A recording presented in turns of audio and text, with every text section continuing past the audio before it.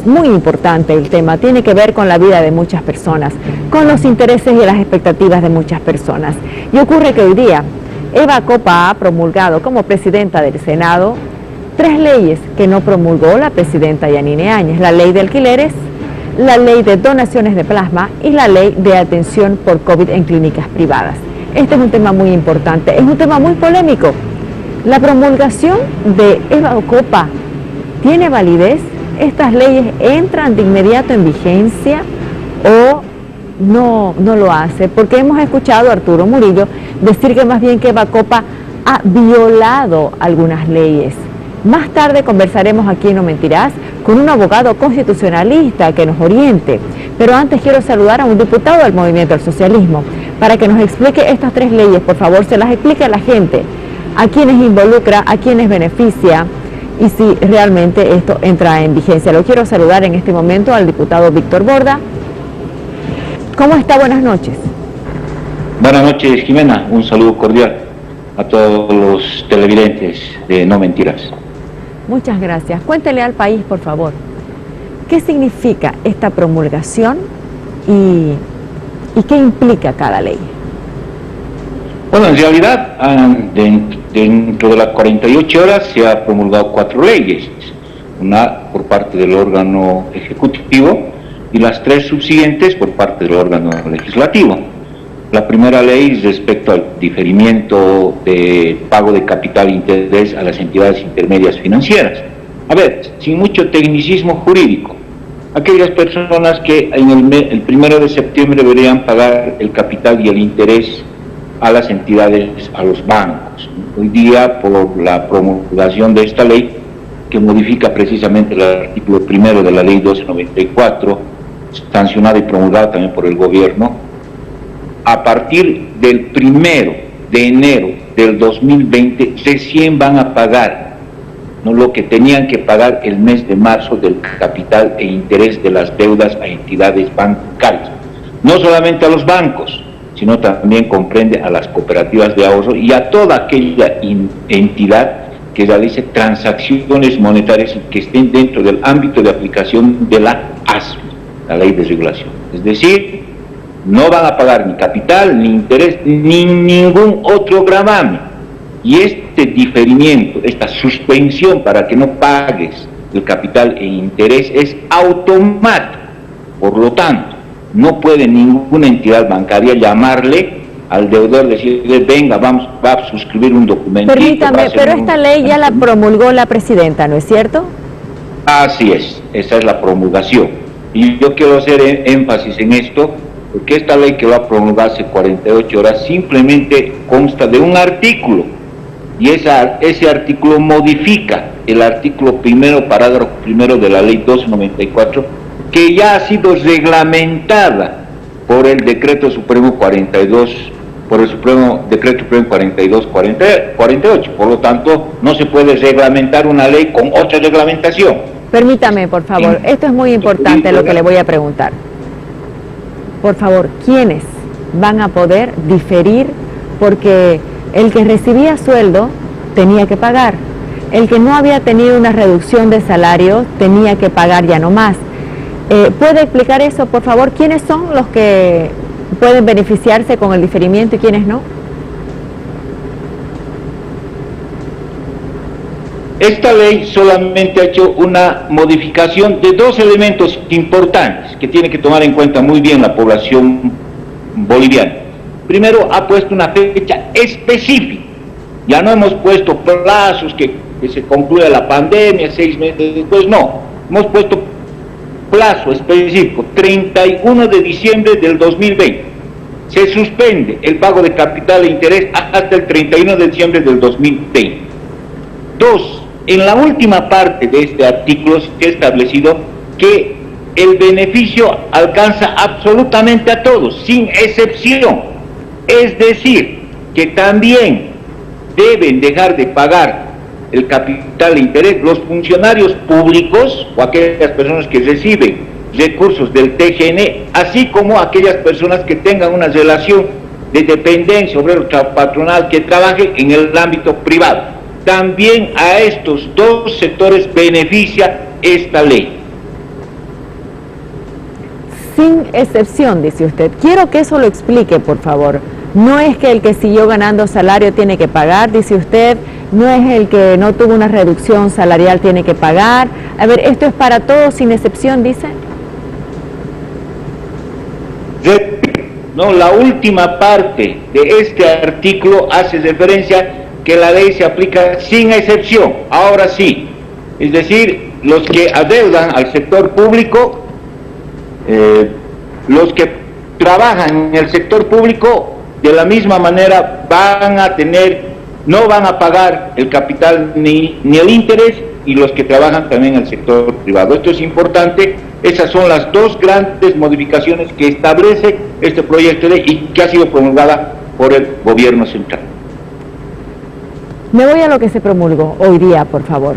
Ley de alquileres, ley de donación de plasma y ley de atención por COVID en clínicas privadas. Primero, antes de entrar al detalle de cada ley, ¿vale esta promulgación de la presidenta del Senado si no ha promulgado la presidenta del Ejecutivo? Por supuesto que sí.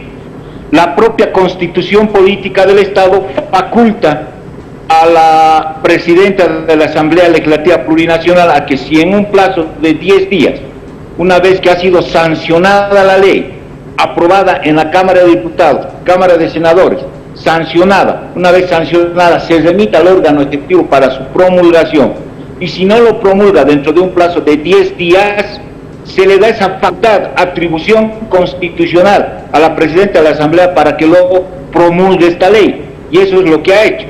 Ahora, un supuesto recurso previo de consulta de constitucionalidad que ha hecho el gobierno, de ninguna manera, y eso que nos demuestre en qué parte del Código Procesal Constitucional o la ley del Tribunal Constitucional está que enerva o suspende esa facultad de promulgación, excepto que el Tribunal Constitucional haya dictado tal vez una medida cautelar diciendo que no lo promulgue, pero hasta ahora no ha dicho absolutamente nada el Tribunal Constitucional.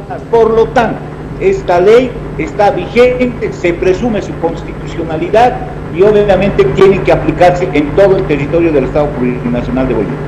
Quiero preguntarle esto. Durante los 14 años de gobierno de MAS, ¿hubo alguna ley que el Senado promulgue por encima del gobierno? Perdón, no está muy bien la conexión, por favor, quisiera que me repita la pregunta. Durante los 14 años del gobierno del MAS, ¿hubo alguna ley que la Asamblea promulgue por encima de lo que dijo el gobierno? No, porque el gobierno muchas veces ha observado evidentemente algunos proyectos de ley, esas observaciones han sido asumidas por la Asamblea Legislativa Plurinacional y entiendo yo que ninguna ley ha vencido ese plazo de los 10 días que establece la Constitución para que en este caso sea la presidenta del Senado aunque la promulgue. En este caso, inclusive, por ejemplo, la ley de diferimiento, la ley de alquileres, ya han transcurrido más de 35 días desde la promulgación sin que el nivel central pueda promulgarlo. Entonces no ha habido ese antecedente, entiendo yo, durante el anterior gobierno. Ahora quiero preguntarle, aprovechando este tema, por favor. En muy corto tiempo la Asamblea Legislativa ha censurado a algunos ministros del actual gobierno. ¿Qué ministro fue censurado en 14 años? Bueno, yo no puedo dar razón de eso, simplemente de mi gestión, 5 años, se ha hecho varios actos interpelatorios, definitivamente, y evidentemente ninguno de los ministros ha sido censurado, no, porque la censura no es una acción intuite personal al ministro, la censura es un cuestionamiento. Entonces nosotros hemos entendido, en base a las explicaciones que se ha dado, de que las interpelaciones planteadas principalmente por los opositores en ese momento no tenían fundamento ni asidero fáctico ni jurídico, por eso generalmente no se ha promovido una censura a los ministros. Ninguna censura entonces. Por ejemplo, en el caso del Fondo Indígena, cuando fue Nemesia Chacollo, ¿tampoco se la censuró? No se la censuró, porque inclusive el propio gobierno, ustedes conocen, a posteriori interpuso una demanda ante el Ministerio Público por delitos de carácter ordinario, ¿no? Pero Entonces, pero ¿por qué no las censuraron si son órganos totalmente diferentes, ¿no? La Asamblea legisla de manera aparte. ¿Por qué no las censuraron, por favor? Repito, en ese momento emitió informes respecto al procedimiento. Las preguntas que hacían los opositores generalmente no eran cuestionamientos de fondo, sino cuestionamientos de forma, y hacían al procedimiento de cómo se había desembolsado los recursos, pero de ninguna manera determinaba, digamos, un hecho fáctico que podía ser punible y adecuado a un tipo penal. Entonces, bajo esas circunstancias, la Asamblea en ese momento consideró de que obviamente los actos habían respondido al principio de buena fe. Le pregunto, diputado Borda, ¿se midió con la misma vara antes y ahora? No, porque lamentablemente en este momento no tenemos la capacidad de establecer si se midió con la misma vara o no, porque ningún ministro asistió a las interpelaciones que hemos planteado nosotros, ¿no? Siempre se han excusado, ningún ministro se ha presentado a las interpelaciones. Debe haber unas 200 interpelaciones al ministro de Gobierno, al ministro de Defensa, a la ministra de Salud, y nadie, absolutamente nadie se ha presentado a la Asamblea Legislativa Plurinacional. Parecería que existe un temor para que estos ministros puedan ser fiscalizados por la Asamblea Legislativa Plurinacional. Entonces no podemos decir que se aplicó la misma vara o no, porque, repito, ya debe haber más de 200 interpelaciones, pero ningún ministro se presenta a informar a la Asamblea Legislativa Plurinacional y por ende al pueblo boliviano. ¿Y el ministro López no fue acaso? No, no ha ido. El ministro López consecutivamente se ha suspendido los actos de interpelación, ¿no? Se ha suspendido 6 veces y de acuerdo al reglamento interno de la Cámara de Diputados, que se aplica subsidiariamente a los procesos de interpelación, cuando un ministro no asiste injustificadamente por más de 3 veces, como ha sido en el caso de este ministro, ha sido censurado, ¿no? No ha asistido más de 6 veces y ni siquiera ha tenido la gentileza de justificar su inasistencia ante la Asamblea Legislativa Plurinacional. Nos guste o no, al pueblo boliviano y constitucionalmente, esto está definido en la Constitución, la Asamblea Legislativa Plurinacional es el primer órgano del Estado plurinacional. Ahora, me salgo del tema con esta pregunta, por favor, y no puedo dejar de hacérsela. En términos populares, ¿fue cómplice la Asamblea de todo lo que hacía el anterior gobierno? O si quiere con un término un poco menos elegante, como alcahuete, la Asamblea del anterior gobierno y dura y exigente con el actual. No, yo creo que hemos marcado una imparcialidad y objetividad. No se ha protegido absolutamente nada. Si ha habido actos de corrupción, se han denunciado. Fruto de ello es que inclusive varios ministros, a diferencia del actual gobierno, han estado en la cárcel, ¿no? Metidos por el anterior gobierno. Hoy día actos de corrupción en pandemia, en una crisis sanitaria, y ninguno está en la cárcel. Permítame, le pregunto por la Asamblea. Usted dice se metió preso, pero la Asamblea hizo algo para eso. Por eso le preguntaba, o más bien actuó en términos populares se dice, ¿no? Alcahuetear, ¿no? La Asamblea no hacía nada. Si usted me dice que no se censuró a nadie, le pregunto para que la gente escuche. La Asamblea, repito, ha hecho varias gestiones, varios procesos de investigación. Ustedes saben que constitucionalmente la Asamblea en este momento no hace la tarea del Ministerio Público. El ejercicio del jus puniendi es potestad y facultad del Ministerio Público. Simplemente la Asamblea se constituye en parte coadyuvante. Y en varios procesos ha sido parte coadyuvante, precisamente denunciando actos e irregularidades que se cometieron. Muy bien. Voy a lo que empezamos, que a mucha gente está esperando el significado. Explique, por favor, qué implica la ley de alquileres, a quiénes beneficia y cómo se pueden beneficiar. Bueno, en términos muy sencillos, si hay un canon de alquiler, hemos establecido un porcentaje. Los alquileres que son por encima de los 7.000 no se aplica esta ley en viviendas familiares. Si es mayor de 15.000, no se aplica también en centros comerciales, en tiendas, etc. Si pagas un alquiler menos de 7.000 bolivianos, menos de 15.000 bolivianos, sí se aplica esta ley. ¿Y esta ley qué implica? ¿No? Durante estos meses ha habido una restricción al derecho laboral, no trabajas, no tienes recursos para pagar, entonces tenías la facultad de negociar con el propietario para que haya una reducción del pago del canon de alquiler. Si hasta la promulgación de esta ley, es decir, hasta el día de hoy, no has negociado entre inquilino y alquiler los meses de esta pandemia, entonces va a haber una reducción automática por efectos de la ley de un 50%. Solo vas a pagar durante este tiempo de la pandemia, desde el 19 de marzo hasta la fecha, el 50% del pago de canon. Le pregunto, diputado, si has logrado acordar, si ya has pagado tu alquiler, permítame eso, algo, por favor, diputado. Usted respeta ese convenio, ese acuerdo. Permítame, por favor, diputado. Permítame, por favor, es que no quisiera avanzar para que la gente, sé que lo emociona el tema, pero permítame, para avanzar con la gente. Los que pagan menos de 7.000, usted dice que se beneficien. La pregunta es esta. Existen leyes que hablan de que las leyes no pueden ser retroactivas. Quiero que explique esa parte, porque en este caso sí se beneficia hacia atrás también. Así es, el artículo 123 de la Constitución habla del principio de retroactividad solamente en el ámbito del derecho penal, de corrupción y laboral. Sin embargo, la Asamblea ha hecho una interpretación sin dialéctica jurídica de que obviamente esto es un hecho excepcional.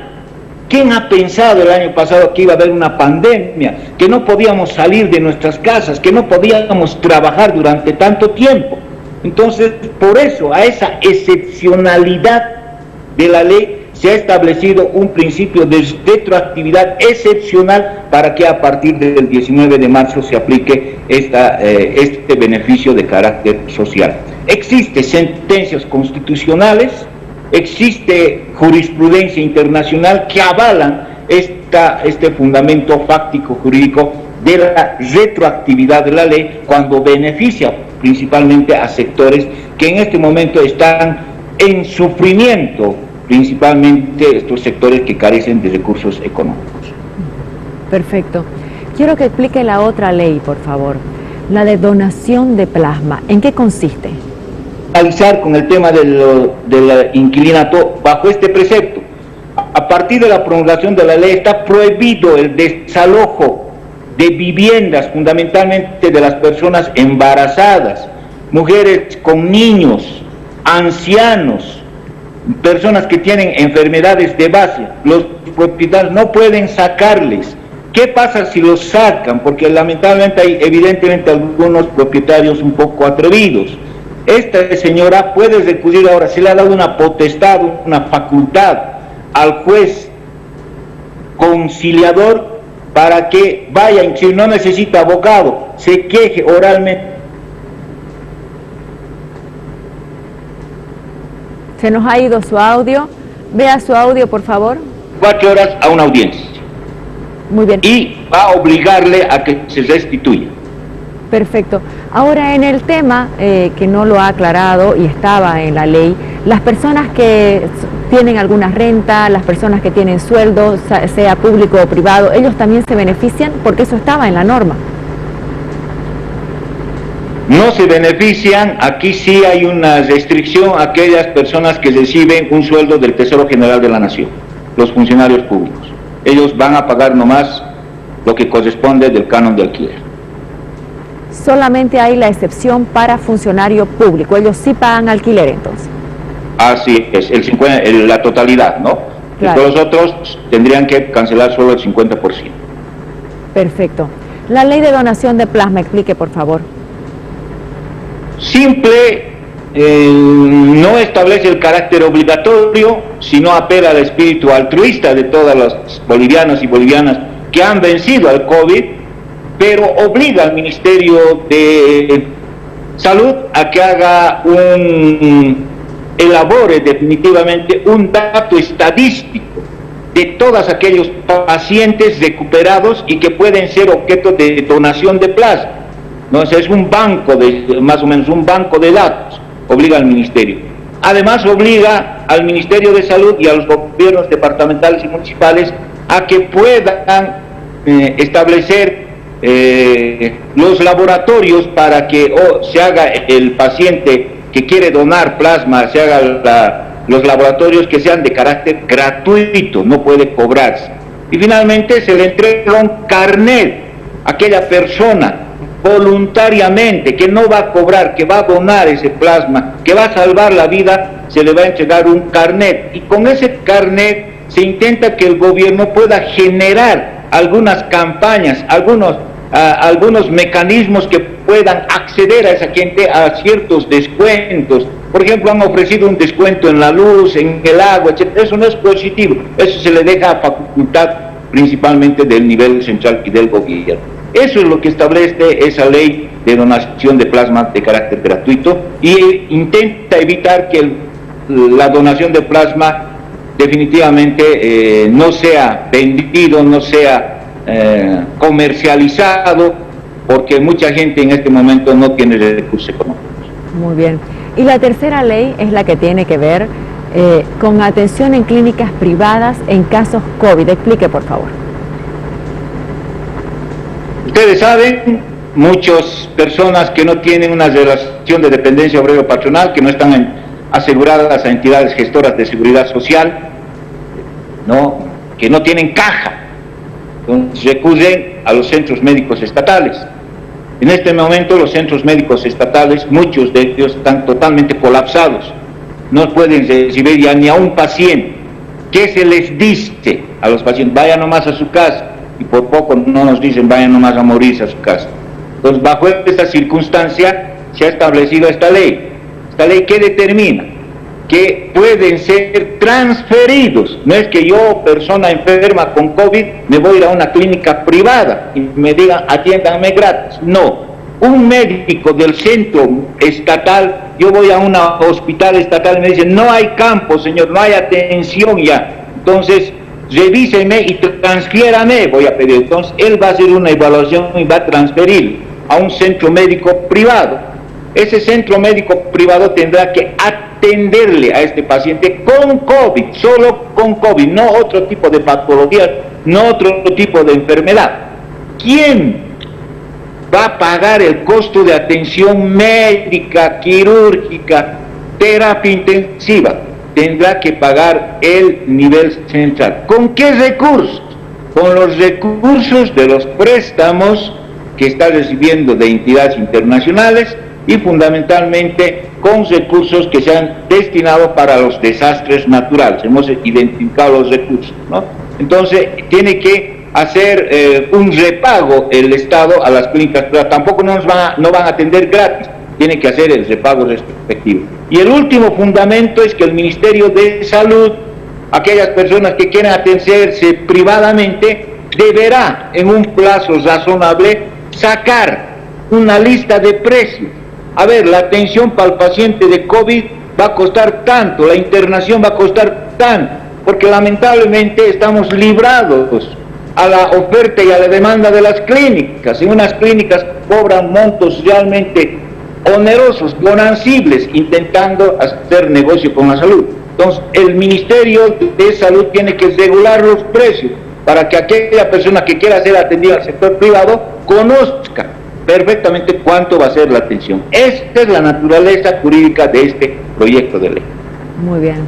Quiero hacerle una pregunta, porque ¿por qué se aprueba esto ahora y no se aprobó antes, primero que nada? Porque hoy día estamos sufriendo de una pandemia, estamos sufriendo un colapso de centros sanitarios, la gente se está muriendo por falta de atención médica. Entonces, ese es el argumento, ese es el fundamento. Por eso estas leyes son excepcionales, no tienen una duración indefinida, simplemente van a durar durante todo el tiempo que dure esta cuarentena, que espero que sea lo más breve posible, ¿no? Entonces, la reducción de alquiler no significa que todos los años se va a dar, no. O la atención médica de pacientes con COVID en clínicas privadas toda una vida se va a dar, no. Simplemente por esta emergencia sanitaria, por esta crisis sanitaria se está aplicando este proyecto de ley, que son de duración efímera, excepcional. Muy bien, vamos a ver lo que dice el soberano, por favor. Rodrigo Tobar, este señor anda fuera de sí, no escucha, no entiende, dice. Alejandro Mercado, jajaja, si fueron alcahuetes la Asamblea y el gobierno del MAS, ¿y cómo es eso del caso del bebé Alexander si la jueza Pacajes era alcahuete de las autoridades del MAS, asegura? Boris Moyano, Arce lleva guaguas al cucu, dice. Rafaela Paz, este diputado no habla, grita como loco. Qué gente nos gobierna, qué pena. Alfredo Choque, llaninistas alcahuetes, dice. Álvaro Álvarez, el 50% igual 2.500 bolivianos según la ley promulgada. Quispe Creativa Costura, ¿por qué no mejor dan las gracias por esta ley, ya que es un alivio económico? Demetrio Contreras Delgado, doctor Borda, esa ley del diferimiento no es como dice, porque los que estamos percibiendo sueldo nos siguen cobrando en capital e intereses, además nos están cobrando por un monto de seguro por la pandemia. Álvaro Álvarez dice, lo mismo sentíamos los bolivianos, sáquenmelo el sello por favor, cuando estaba el cucu en el gobierno. Seguimos con más mensajes.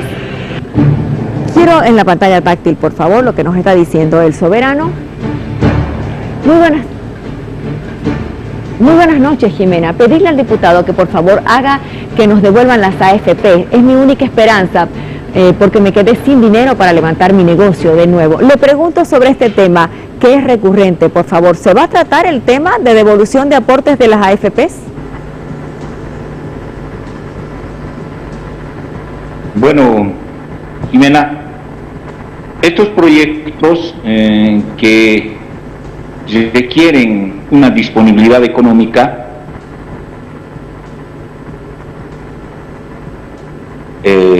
nivel por el gobierno, así dice la Constitución.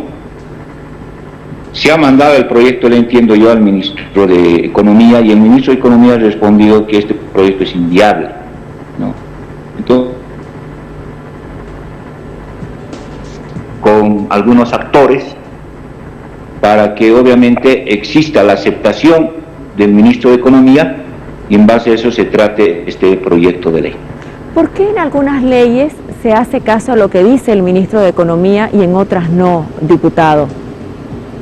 No, cuando, repito, la Constitución hace referencia a que cuando los proyectos de ley disponen recursos económicos del nivel central, por supuesto que sí se tiene que consultar. Por ejemplo, en el caso de alquileres, el Estado no hay una disposición económica. En la ley de donación de plazas no hay. No dicen, den plata el Estado, ¿no? En el otro, la ley de clínicas, evidentemente existe una disponibilidad, pero se ha identificado las fuentes de recursos. Y hay otros puestos de ley que requieren, obviamente, necesariamente una consulta al ministro de Economía por esta Constitución. Permítame, ¿cómo ha vuelto a tocar el tema de salud? ¿Usted recuerda cuando Luis Arce era ministro y se enfermó? Él se fue a una clínica en Brasil, porque allá podía conseguir una mejor atención y uno siempre busca la mejor atención. Pero la pregunta es, ¿por qué no se aprobó antes una ley para que la gente que tenía una enfermedad grave como esta que tuvo don Luis Arce pueda recurrir a una clínica privada y el Estado lo pague? Le pregunto esto para que no exista ese privilegio de que unos pueden irse a una clínica del exterior y otros no. ¿Por qué no se aprobó algo así antes? Porque la Asamblea Legislativa Plurinacional priorizó fortalecer la atención estatal. Ustedes recordarán que se ha promulgado una ley de la creación del Seguro Universal de Salud. Nuestra intención no era potenciar a las clínicas privadas, sino potenciar a los centros médicos estatales. Yo recuerdo bien, así como usted recuerda, Jimena, que nosotros hemos promulgado una ley para que de los más de 6.000 millones de bolivianos que tenía la caja por aporte de los trabajadores, además de la plata de los trabajadores, no simplemente gastaran alrededor de 3.000 millones para construir 32 hospitales de segundo nivel y alrededor de 8 hospitales de tercer nivel. Ustedes saben quiénes se han opuesto, quiénes han salido a las calles, ¿no? Y hoy día, ¿no?, lo decimos con absoluta amargura, esa plata está en los bancos todavía, guardadita. La plata que es de los trabajadores, porque los trabajadores son los que aportan a las entidades gestoras de seguridad social. Entonces, esa ha sido la situación, ¿no? Muchas veces el tema de salud se ha excesivamente politizado. Ustedes conocen, saben perfectamente cómo ha sido la situación. Ahora le pregunto, porque el expresidente Evo Morales también viajaba, ¿no?, al exterior para hacerse atender. ¿Por qué en ese momento no se pensó en beneficiar, mientras se hacían los hospitales, al conjunto de los bolivianos para que todos tengan las mismas chances de ser atendidos? No se intentó. O sea, nosotros hemos promulgado una ley para crear 4 hospitales de 4º nivel que están en proceso de construcción. No, la pregunta es esta, por favor, ¿por qué no se aprobó una ley en ese momento que el Estado cubra los gastos de quienes tengan cáncer, por ejemplo, o quienes tengan una lesión complicada en la rodilla? Por favor, ¿por qué no se aprobó antes? No, yo quiero recordarles que cuando yo he sido presidente de la Cámara de Diputados, y los pongo de testigos a todos los miembros enfermos de cáncer, nosotros hemos promulgado una ley del cáncer, y en esa ley precisamente determinaba que la atención a enfermos y pacientes con cáncer debería ser gratuito. ¿No? Eso lo hemos establecido. Pero en hospitales públicos. Así es, en hospitales públicos. No, pero es que ahora están haciéndolo para que se vayan a hospitales privados, y la pregunta es ¿por qué no se aprobó antes? Para que, por ejemplo, un obrero vaya a una clínica privada y el Estado se iba a hacer cargo, un niño con cáncer, por ejemplo, las madres hacían huelga. Porque, por eso repito, la política del anterior gobierno era potenciar los centros médicos estatales, no generar mayor ganancia y utilidad a las clínicas privadas, porque ustedes saben que las clínicas privadas, su objetivo, su fin es perseguir el lucro, ¿no? Entonces, ese era el objetivo. Pero en este caso van a poner tarifas máximas, ¿no es cierto? En ese momento no se podía poner también tarifas máximas para que la gente no sufra como estaba sufriendo. Las madres y los niños con cáncer salían a hacer huelga por atención. Bueno, sí se podía haber puesto, pero repito, no era la misma situación actual.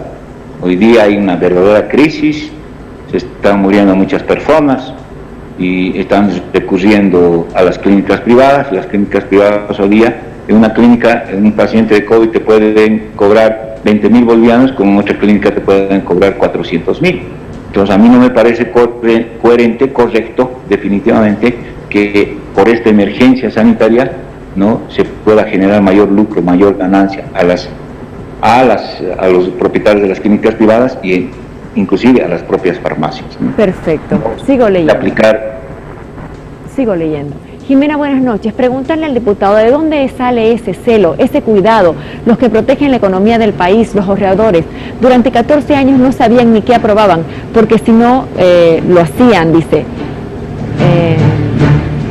Porque si no lo hacían, tenían que estar de rodillas y su mirada en el piso, una vergüenza. Atentamente, Julio. Buenas noches, Jimena. Pregunta, ¿por qué estos diputados pueden disponer de los bienes de la gente que trabaje? Aparte que cobran todo su sueldo de no hacer nada, es mucho cuero. Atentamente, Julio de La Paz. ¿Qué le puede responder a quienes piensan de esa manera, que se mete con los bienes de la gente que lo pudo forjar con esfuerzo? No estamos metiendo absolutamente nada. Tal vez se están refiriendo a la ley de alquileres. ¿De alquileres? ¿No? Pero básicamente es un principio de solidaridad. Yo entiendo que muchos propietarios ya han llegado a acuerdos, han rebajado, han reducido el canon de alquiler, pero no me parece correcto también, no me parece coherente, y ustedes lo han vivido, inclusive en medios de comunicación, que a una persona por sacarle de su casa lo hayan perforado inclusive su techo, o hayan botado a una persona anciana con 4 o 5 hijos en medio de una pandemia, o que lo boten a una mujer embarazada, o que no lo dejen ingresar a un inmueble a una enfermera por el solo hecho de que está combatiendo en el hospital. Entonces, esto precisamente, estas limitaciones, estos abusos y arbitrariedades, intentan limitar esta ley. Repito, ¿no? Esta ley beneficia también a los propietarios, porque habla de una reducción del 50% del pago de impuesto anual a la propiedad. Perfecto, sigo leyendo, por favor.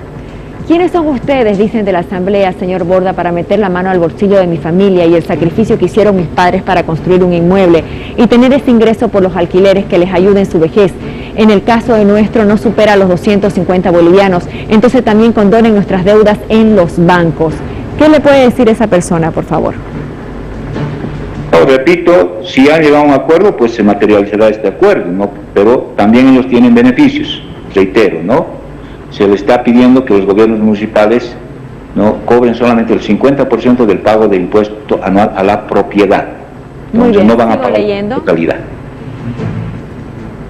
Señora periodista, y de Sucre es este mensaje, y este diputado que se emociona en hablar, ¿por qué no asumió el mando del país como presidente cuando en el momento del abandono de Evo Morales estuvo de presidente de la Cámara de Diputados? ¿Fue un auto de falta de patriotismo o de cobardía? Atentamente, Ramiro de Sucre. ¿Le puede comentar esto a Ramiro cuando usted renuncia y tenía la chance de ser el presidente?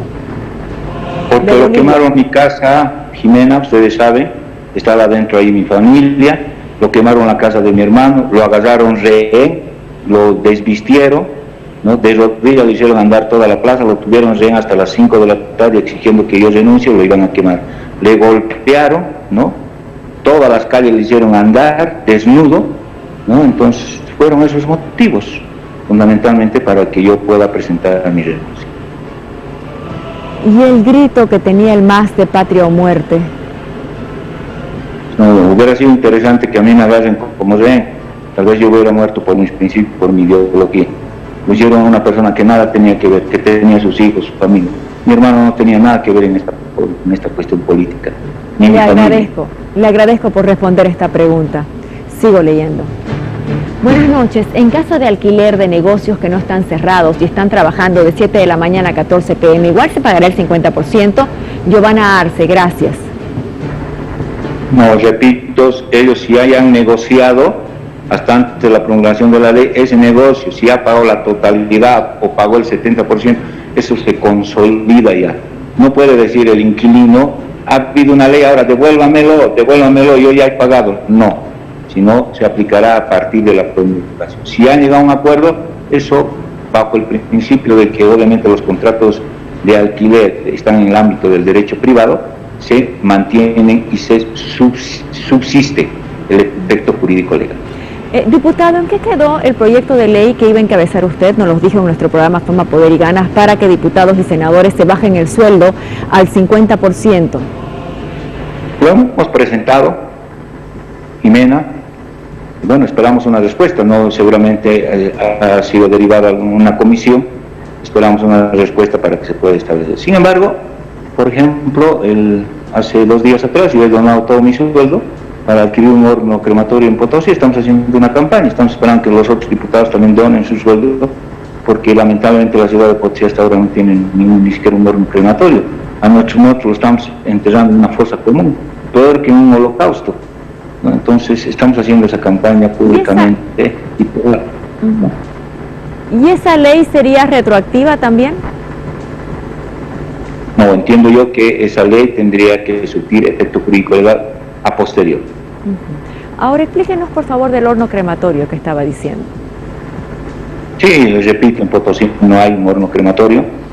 10 personas fallecen al día, les cavan una tumba, les meten ahí sin nombres. Entonces, desde el día lunes hemos hecho una campaña. No podemos pedir pues dinero al pueblo, porque el pueblo no tiene. He donado mi sueldo y estoy esperando que otros diputados, senadores, asambleístas, departamentos, concejales puedan donar su sueldo. Un horno crematorio, hemos consultado ya, cuesta 320.000 bolivianos, es rotatorio e incinera alrededor de 8 a 10 cuerpos por día. Yo creo que eso sería suficiente para... ¿Cuántos diputados tiene el MAS en Potosí? ¿Cómo? ¿Cuántos diputados tiene el MAS en Potosí? Somos 16 diputados a nivel del departamento. Alcanzaría, ¿no? ¿Cuántos han hecho eso que hizo usted? Ni uno, hasta ahora ni uno. Les hemos mandado inclusive cartas, ni uno responde a las cartas. Entonces estamos en esa situación. Le agradezco su respuesta y lo felicito por su acto solidario. Le pregunto, por favor, caso Evo Morales Menores, caso de pedofilia que está en tantos medios de comunicación. Voy a mostrar algunos diarios que hablan del tema porque quiero conocer su criterio, por favor, usted que ha sido presidente de los diputados. Aparecen más fotografías de la relación de Evo con la joven. Evo Morales se niega a aclarar si mantuvo una relación con una menor. Yo no hablo de esas cosas. ¿Cuál es su criterio sobre eso, diputado, por favor? Yo voy a dar mi criterio estrictamente jurídico. Entiendo yo que los delitos son instituto personal. Entonces será el expresidente Morales quien deberá asumir su defensa ante todo, y si hay alguna responsabilidad en el ámbito penal tendrá que asumirlo de la misma. ¿No? Creo que definitivamente el MAS ni absolutamente nadie va a proteger a nadie. Que se haga una investigación, que se averigüe la verdad histórica de los hechos, fundamentalmente, pero lo único que pedimos es que se haga una investigación imparcial. Dudamos porque siempre cuando hay procesos electorales aparece este tipo de situaciones. Ojalá que no sea la misma circunstancia. Yo no puedo hablar en este momento más allá de lo estipulado. Peor, ¿no? Dirigirme, porque aquí la persona que mayor efecto jurídico legal tiene es la menor, o la señorita de 19 años, no sé cómo estará, no salen en los medios, salen periódicos, sin mínimamente respetar su privacidad, su imagen, ¿no? Y desconociendo inclusive las propias normas del Código Niña Adolescente. Entonces usted dice que lo que corresponde es que el expresidente asuma su defensa. Así es, tiene que asumirlo, ¿no? En algún momento tendrá que asumir su defensa y esclarecer la verdad histórica de los hechos. ¿Y para eso puede hacerlo desde Argentina o usted cree que tiene que venir a Bolivia para asumir su defensa? No, la defensa es amplia y restricta, puede hacerlo desde Argentina, pero lo óptimo es que tendría que venir acá con todas las garantías necesarias a Bolivia y presentarse y aclarar estos hechos. Le agradezco mucho, diputado, su presencia y sus respuestas en No Mentiras. Muchas gracias, Jimena. Hasta luego. Buenas noches. Buenas noches. Bueno, hemos hablado... Estamos nosotros con la orientación de un abogado constitucionalista. Quiero mostrar los diarios cómo han informado de este tema. El Deber: promulgan ley de alquileres, donación de plasma y de atención al del COVID-19 en clínicas privadas. Correo del Sur dice: cumplido el plazo, Copa promulga 3 leyes que el Ejecutivo congeló. La Razón: sin respuesta de Áñez, Copa promulga otras 3 leyes para enfrentar la pandemia. Página 7. Copa promulga 3 leyes de alquiler, donación de plasma y atención gratuita en clínicas. Los Tiempos: Copa promulga ley de alquileres, leyes de alquileres, atención en clínicas y donación de plasma. Doctor José Antonio Rivera, por favor, lo primero. Sí tiene la potestad, pero luego viene el tema constitucional, lo que ha hecho el gobierno para acudir al Tribunal Constitucional. Mi pregunta, por favor, para que usted oriente a la gente: ¿está vigente la ley de alquileres, por ejemplo, o no? Entre tanto, no se ha impugnado, está vigente desde la promulgación Jimena. Pero si ese proyecto fue remitido, entiendo que sí, ante el Tribunal Constitucional, en consulta sobre el control de constitucionalidad, está vigente con un vicio de inconstitucionalidad por su origen. Por lo tanto, cualquier diputado o senador puede presentar a la presidenta una acción de inconstitucionalidad contra esa ley por infringir en su nacimiento las normas previstas por la Constitución. Si bien la señora Copa tiene competencia para hacerlo, pero al estar sometida a control de constitucionalidad por mandato expreso del Código Procesal Constitucional, está suspendido el procedimiento legislativo. Y parte del procedimiento legislativo es la promulgación y la publicación de una ley. Por lo tanto, en síntesis y para orientar a inquilinos y a dueños de viviendas o de inmuebles, por el momento no está vigente. Está vigente, pero con un vicio de inconstitucionalidad, Jimena. La presidenta del Senado ha infringido la Constitución al hacer esa promulgación.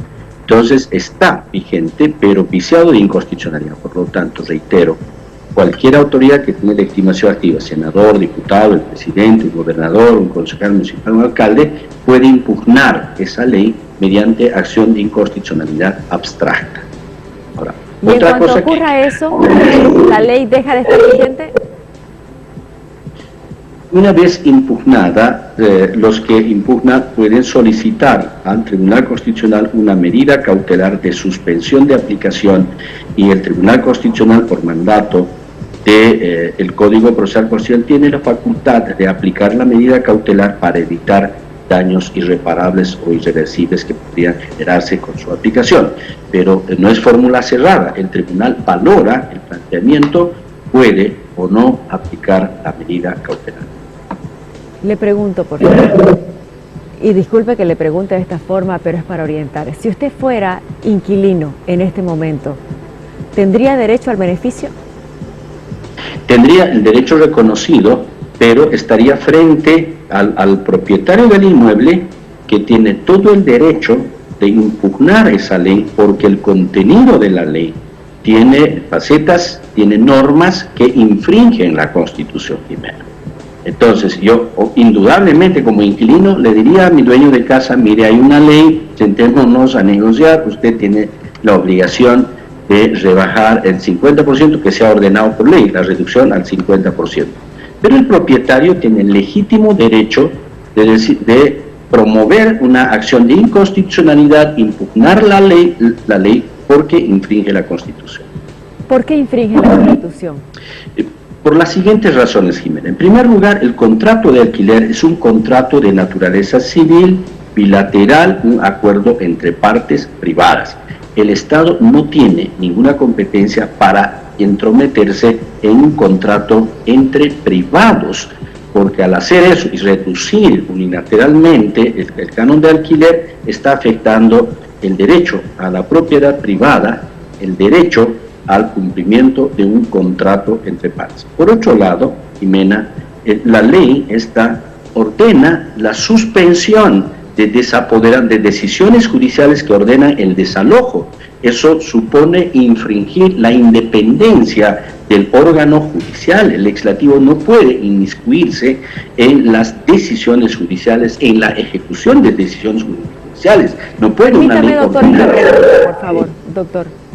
¿Esta promulgación, más que ayudar, complica? Complica porque yo veo con mucha pena que dentro de un proceso de campaña electoral entran en una pugna entre el legislativo y el ejecutivo, una controversia que en vez de ayudar a enfrentar esta crisis sanitaria que está generando a su vez una crisis económica, una crisis social, en vez de resolver en el marco de la coordinación e interrelación, adoptando medidas acertadas que no afecten derechos fundamentales, es que están emitiendo leyes con una finalidad política, una finalidad estrictamente política, que al final, en vez de ayudar a resolver el problema, complejizan y agudizan los conflictos. Muy bien. Esta ley entonces está en este momento en statu quo, ¿no? ¿Usted diría que lo aconsejable es aguardar que se den los pasos que uno prevé que se pueden dar antes de actuar, antes de pelearse el dueño de casa con el inquilino o el inquilino con el dueño de casa, hacer como una pausa y esperar una semana a ver qué pasa con estas impugnaciones? Sí, sería que se tomen el tiempo, que esperen que se resuelva el control de constitucionalidad ante el tribunal, porque de contrario se va a desatar una serie de conflictos de orden jurídico que tienen costo para las partes, tienen un costo para el Estado, generan una sobrecarga procesal, reitero, no contribuyen a solucionar. Es que este problema de los alquileres, Jimena, es un problema muy complejo, no puede ser tratado de manera lineal a todos de una misma forma. Hay situaciones y situaciones, hay realidades y realidades. Hay personas que toda su vida han trabajado para ahorrar recursos, comprar un inmueble, arrinconarse a una habitación, alquilar el resto para vivir de la renta. Y decirles que rebajen al 50% es afectar su derecho. Diferentes usos de varios edificios, generar utilidades, dividendos. contrato a esta persona que sí tiene recursos y alquila para generar utilidades frente a aquella persona que alquila para vivir del alquiler. A la inversa, personas que alquilan un inmueble para dedicar comerciales y están en posibilidad de pagar el 100% de alquiler, diferente de personas en una habitación alquilada y al no recibir ingresos están en dificultades de pagar. Entonces la solución iba por otro lado, resolver situaciones similares, pero de manera lineal y generalizada, como lo han hecho con esta ley que tiene muchos vicios de inconstitucionalidad por normas de constitución. Muchas gracias, doctor, por atendernos y como siempre por orientar al país. Buenas noches.